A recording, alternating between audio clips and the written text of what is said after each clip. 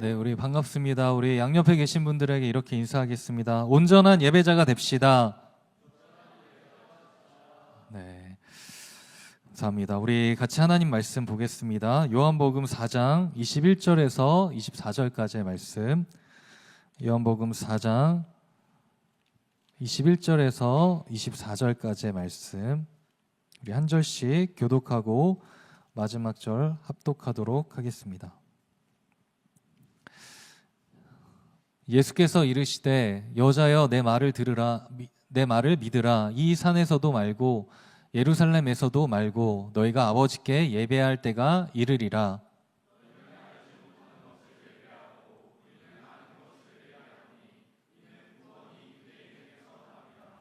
아버지께 참되게 예배하는 자들은 영과 진리로 예배할 때가 오나니 곧 이때라. 아버지께서는 자기에게 이렇게 예배하는 자들을 찾으시느니라.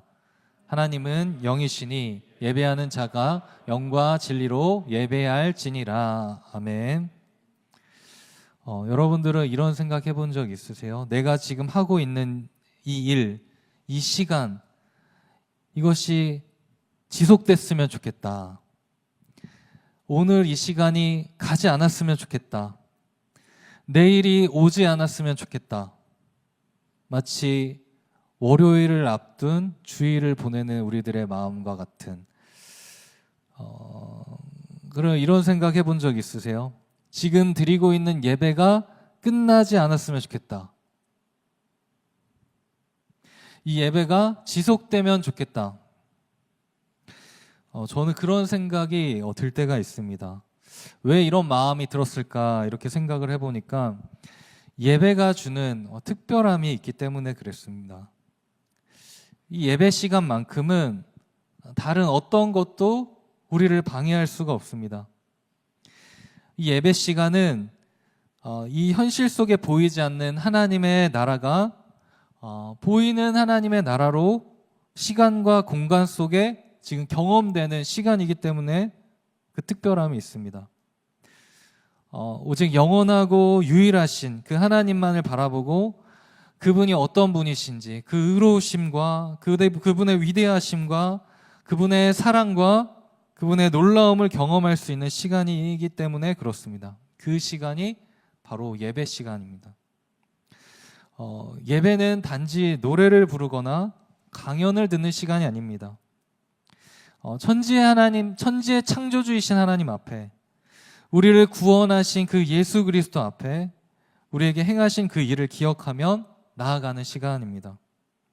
하나님과의 만남의 시간이고 만남을 통해 변화의 시간이고 또 그분을 높이며 그분의 말씀을 청종하기 위해서 나아가는 시간이 바로 예배 시간입니다. 저는 우리 청년부가 온전한 예배자가 되기를 소망합니다. 그래서 청년부의 기도 제목 중에 하나가 뭐예요? 온전한 예배자가 되게 해달라는 겁니다. 오늘 우리가 이 예배에 대해서 함께 생각하면서 우리 자신의 또 예배를 한번 돌아보고 우리가 온전한 예배자로 한 걸음 더욱더 나아가는 그런 시간이 되기를 소망합니다. 이런 말이 있어요. 부흥은 하나님의 전적인 주권이다. 그렇지만 아무 곳에나 임하는 것이 아니라 사모하는 곳에 임한다. 이런 말씀이 있죠. 말씀이 아니고 미국의 1차 대각성 부흥 운동을 일으켰던 이 조나단 에드워즈가 한 말이에요. 한번 띄워주실 수 있어요? 네. 여러분들 이 말씀을 보면 이 문구를 보면 이 조나단 에드워즈의 간절함, 갈망 이것을 볼 수가 있습니다.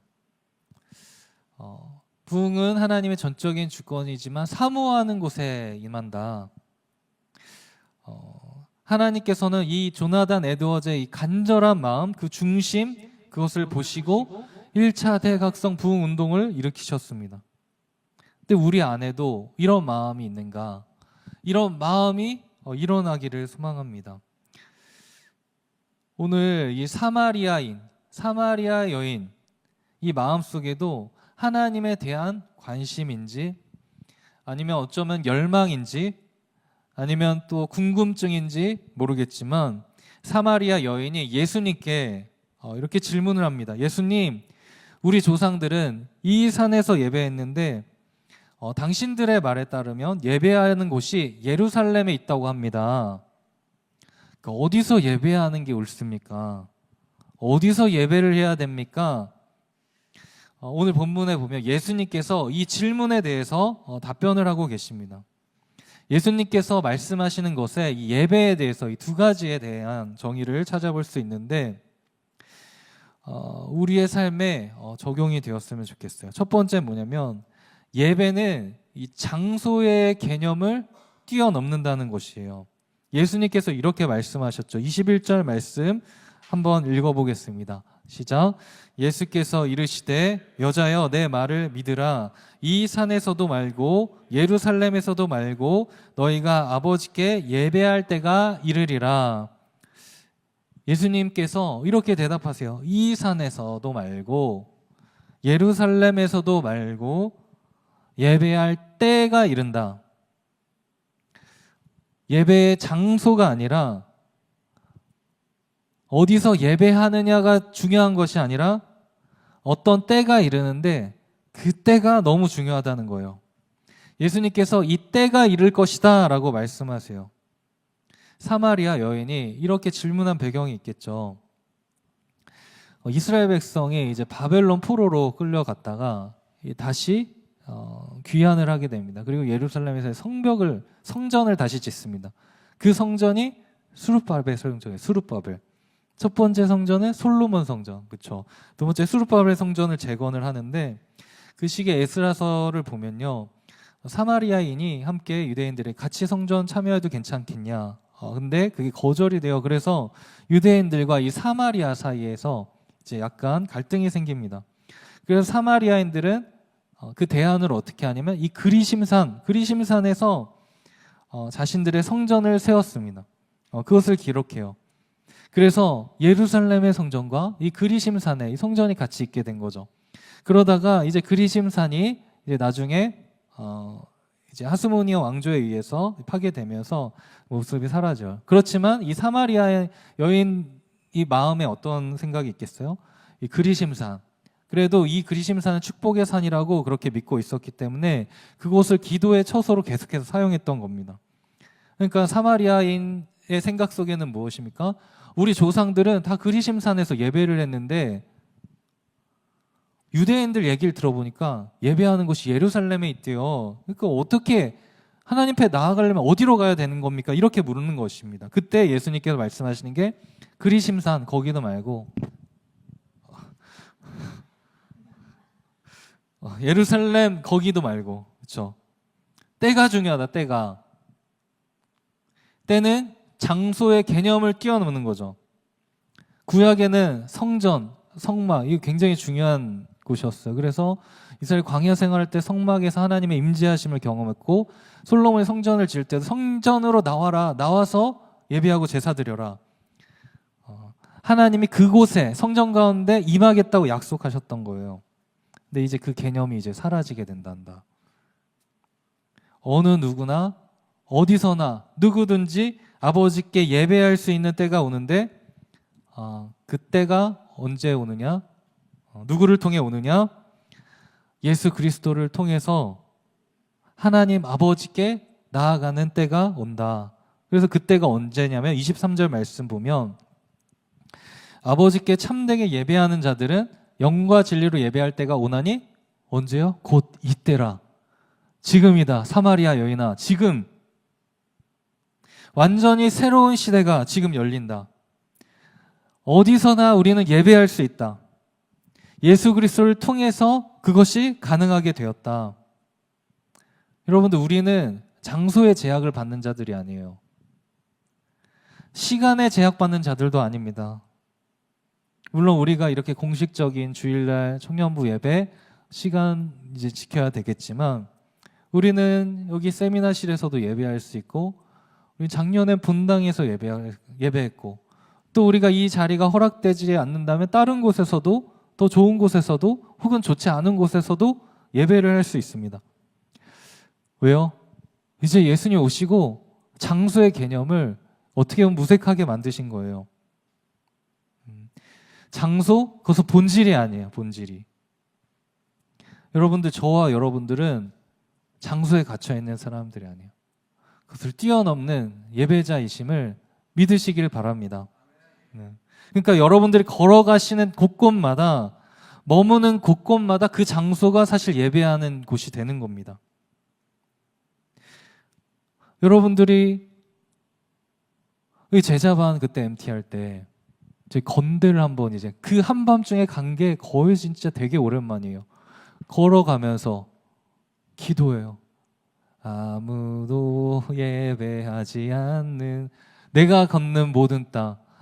우리 같이 그 제자반들 제가 인터뷰도 막 하게 보면서 어떤 기도 제목이 생각나십니까? 영상이 있어요, 제가. 우리 같이 기도하면서 가자. 우리가 가는 곳이 하나님을 찾지 않는 곳 같아요. 근데 여러분들이 걸어가는 곳이 그곳이 예배하는 곳이 되는 거예요.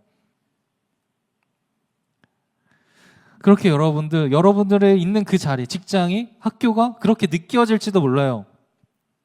근데 여러분들이 한 주 동안 치열하게 내가 있는 곳에서 예배자로 살아가면서 녹음 집회 곡을 계속 들으면서 부르면서 그곳에 계속 살아가다가 이렇게 한 자리에 딱 모여서 우리가 지금 올려드리는 찬양, 예배, 여기에 하나님께서 주신 은혜가 얼마나 크게 되지 않겠습니까? 녹음 집회를 하는데 녹음 몇 시까지 오세요? 자, 녹음 시작합니다. 자, 클릭, 끝. 이런 의미가 없어요, 이거. 그래서 여러분들 계속 삶 속에서 계속 찬양을 들으라는 거. 그렇게 살아가는 거고 그렇게 고백하라는 거예요. 그런 삶이 있고 우리가 이 자리에 모여서 찬양하고 하나님께 영광 올려드리는 그 곡에 그 찬양에 힘이 있겠죠. 하나님이 역사하실 수 있는 겁니다. 우리의 예배는 장소를 뛰어넘습니다, 여러분들. 두 번째, 예수님은 예배에는 분명한 대상이 있다라고 말씀하셨어요. 22절 말씀 보면 너희는 알지 못하는 것을 예배하고 우리는 아는 것을 예배하노니 이는 구원이 유대인에게서 납니다. 이렇게 기록합니다.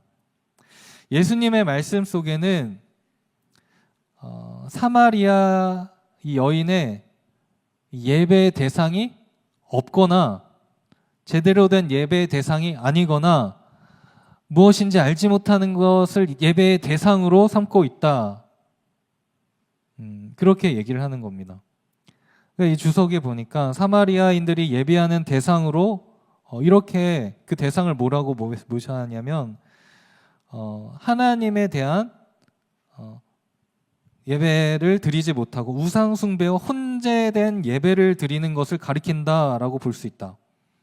하나님께 예배한다고 생각을 하지만 다른 여러 가지 것들이 혼재되고 혼합되어서 그것을 예배하고 있는 것이다. 그러니까 하나님을 예배하지만 그것은 하나님이 아니거나 하나님을 예배하면서 다른 우상적인 요소들을 지금 예배하고 있다고 착각할 수 있다. 왜 그렇게 됐냐면 한 가지 중요한 이유는 하나님의 말씀을 통해서 하나님이 누구신지에 대한 분명한 인식이 없었기 때문이에요. 하나님에 대해서 알기는 알아도 이 사마리아 사람들은 성경의 일부분만 알고 있었기 때문에 그래서 하나님이 어떤 분이신지 제대로 알 수 없었고 거기에서 채워지지 않는 것들이 다 이 세속의 영역이나 우상의 것들이 다 들어오게 되면서 그것을 하나님을 예배한다고 착각할 수 있게 되었다라는 것입니다. 근데 예수님께서 이렇게 얘기하셨거든요. 구원이 유대인에게서 난대요. 여러분, 이 말은 유대인 민족만 구원받는다 이 얘기를 하는 것이 아니라 유대인들에게 하나님의 말씀 율법을 맡기셨어요. 그리고 거기에는 분명한 하나님이 어떤 분이신지 그리고 메시아가 어떻게 올 것인지 그런 것들이 다 담겨져 있죠. 그런 측면에서 로마서 3장 1절 2절도 보면 유대인의 나음이 무엇이며 할례의 유익이 무엇이냐 범사에 많으니 우선은 그들이 하나님의 말씀을 맡았음이니라. 하나님 말씀을 유대인들 통해서 맡겨주셨다라는 거예요. 그 말씀이 온전하게 이렇게 전달되어 왔다라는 겁니다. 그리고 실제로 유대인의 혈통에서 누가 나와? 예수 그리스도께서 나시게 됩니다. 그런 측면에서 구원이 유대인에게서 남이라 이렇게 이야기를 한 겁니다. 그러니까 분명한 예배의 대상 누구예요? 하나님. 그리고 구약에 기록된 메시아 예수 그리스도, 그분이 실제로 이 땅에 왔고 이제 그분을 통해서 이제 하나님 아버지 앞에 나아갈 수 있는, 그러니까 우리의 예배의 대상은 너무나 분명합니다. 살아계신 하나님 아버지, 예수 그리스도, 성령님. 그래서 우리가 그 하나님 앞에 예배하는 거예요. 그럼 예수님께서 말씀하고 있는 참된 예배는 무엇인가? 우리 23절, 24절 우리 한 번 더 읽어보도록 하겠습니다. 시작. 아버지께 참되게 예배하는 자들은 영과 진리로 예배할 때가 오나니 곧 이때라. 아버지께서는 자기에게 이렇게 예배하는 자들을 찾으시느니라. 하나님은 영이시니 예배하는 자가 영과 진리로 예배할지니라. 아멘. 참된 예배가 무엇입니까? 영과 진리로 예배하는 거. 우리 매 주일마다 임내 찬양을 하면서 고백하죠. 마지막에 영과 진리로 예배하는 영. 예전에 개역 개정이고 예전 개역 한글 버전 보면 신령과 진정으로, 신령과 진정으로 이 찬양도 있는데, 여기서 영으로 번역된 프뉴마, 그렇죠? 이게 어떤 숨, 히브리어는 루하 이렇게 있잖아요. 창조하실 때 그 숨결을 넣으신 거. 그래서 이것이 보통 영은 육체와 어떻게 좀 상반되는 그런 의미에서 대립되는 개념에서 생각을 할 수 있어요. 그러니까 우리가 다른 말로 생각, 육체로 예배하며 나아갈 수 있는 가능성이 있어요. 그것이 아니고 하나님은 영이시죠. 그러니까 영으로 예배하는, 영으로. 또 성령께서 원하시는 바에 따라서 예배해야 된다. 그게 이제 영으로 예배한다. 영과 신령과 이걸로 예배한다. 진리는 뭐예요? 진실이요, 진정, 성실, 정직, 이런 의미도 진실 안에 담겨져 있습니다. 진실로 마음을 다해 하나님을 예배하는 것. 또 어떤 해석을 보니까 진리에는 하나님께서 제시하신 방법으로 예배드리는 것. 이것은 뭐예요? 우리의 생각대로, 우리의 감정대로, 우리가 원하는 대로 예배하는 것이 아니라는 거예요. 하나님께서 말씀하시고 가르쳐 주신 그 뜻대로, 방법대로. 구체적으로 생각하면 뭐가 있을 수 있을까요? 로마서 12장 말씀 보면 우리의 몸을 거룩한 살아있는 산 제물로 드리라. 이것이 너희가 드릴 영적 예배니라. 구체적으로 나왔어요. 아까 전에 얘기했던 것과 비슷한 맥락이죠. 우리들이 살아가는 매일매일 삶 속에서 하나님을 예배하는 거. 산 제물로 드린다는 뭐예요? 살아있지만 살아있는 제물은 사실 모순이거든요. 제물은 살아있을 수 없어. 그런데 우리 자신을 계속해서 죽이는 거예요. 우리들이 하나님 보시기에 슬퍼하시는 것, 싫어하시는 것 계속해서 죽이면서 살아가는 거예요. 그래야 하나님께서 원하시는 뜻, 그 마음이 우리 안에 가득 채워지고 부음바 되는 거예요. 그래서 우리들의 삶을, 하나님의 말씀을 듣고 그 말씀을 우리의 삶에 계속 쳐내고 버려야 될 것 버리고 때로는 복종시키고, 그러면서 우리들 안에 높아진 교만과 거만과 악한 마음, 이런 것들을 다 버리고 오직 주님만이 우리의 진정한 주인이시고 주님만이 예배 찬양받기 합당하신 분이라는 것을 우리가 진정으로 알고 인정하고, 그리고 나와서 이렇게 모였을 때 어때요? 하나님 앞에 예배 드리는 거예요. 예배. 그때 우리가 우리들 안에 모든 불순물들이 다 빼지고 하나님을 온전히 바라보고 영과 진리로 예배 드릴 수 있게 되는 거예요. 우리가 그런 예배자들이 되어야 됩니다. 근데 왜 우리가 이런 예배를 드려야 돼요? 왜 이런 예배를 드려야 됩니까? 23절 하반절 보면, 하반절 곧 이때라 뒤에부터 한번 읽어볼까요? 시작. 아버지께서는 자기에게 이렇게 예배하는 자들을 찾으시니라. 하나님이 찾으신대요. 영과 진리로 온전히 하나님의 말씀에 순종하며 삶으로 늘 주님을 생각하며 우리들의 모난 부분들을 다 버리고 주님의 말씀 앞에 주님이 원하시는 뜻대로 살아가면서 하나님을 예배하는 그 사람을 찾으신대요. 여기 있는 여러분들 한 사람 한 사람이 하나님이 찾으시는 그런 예배자가 되기를 바라요. 그러기 위해서 우리들의 삶에 하나님의 말씀 늘 가까이 두고 계속해서 우리 자신을 죽여나가야 됩니다. 하나님이 그런 사람을 찾고 계세요. 열심히 잃어버린 사람을 수색하는 그런 정도의 이 단어가 담겨져 있어요. 열심히 찾고 있어요. 지금도 졸리지만 그럼에도 불구하고 내가 지금 하나님의 말씀을 듣겠다.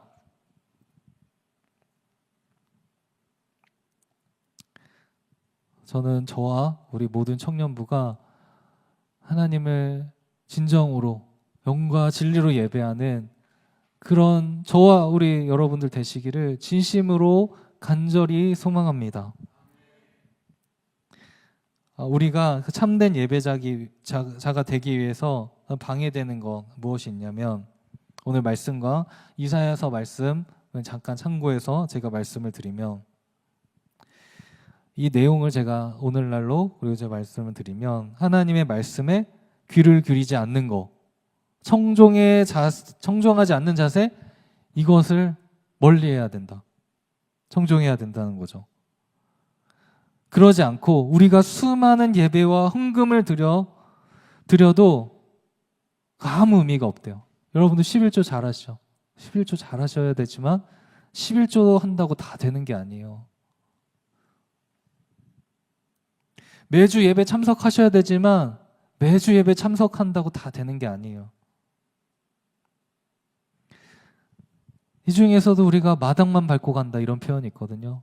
하나님의 그 임재와 하나님의 그 깊은 놀라우심을 깊이 경험하지 못하고 그냥 여기 도장 찍고 가는 정도, 마당만 밟고 가는 거.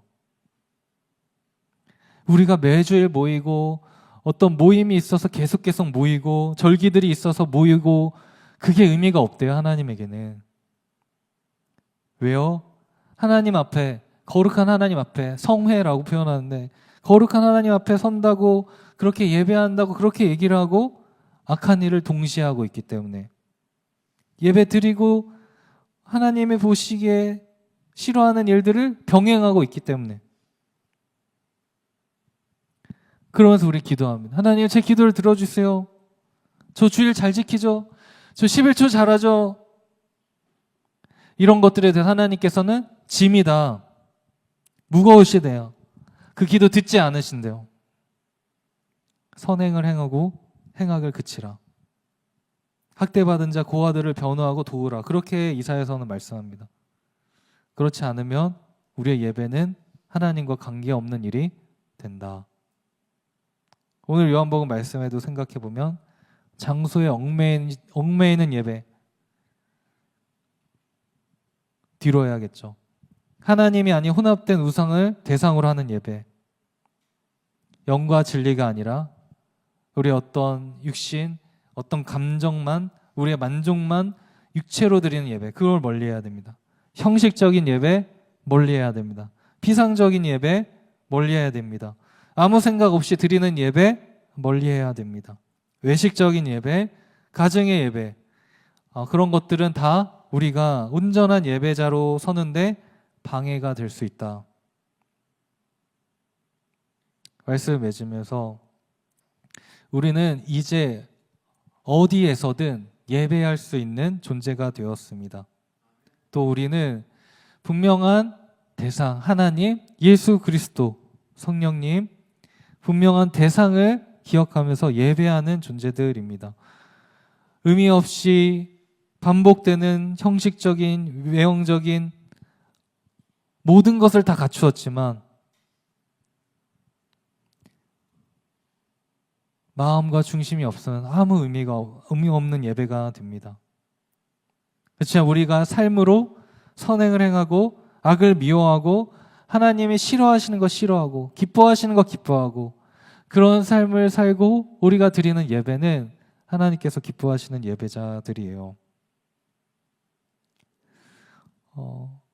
우리가 온전한 예배자가 되기 위해서 이 말씀을 이번 한 주간도 붙들고 나아가기 원합니다. 그래서 여기 있는 우리 모든 비전의 청년들이 이 말씀을 새기고 그렇게 살아가시고 영과 진리로 예배하는, 그래서 하나님이 찾으시는 참된 온전한 예배자들 되시기를 우리 주 예수 그리스도의 이름으로 간절히 축원합니다.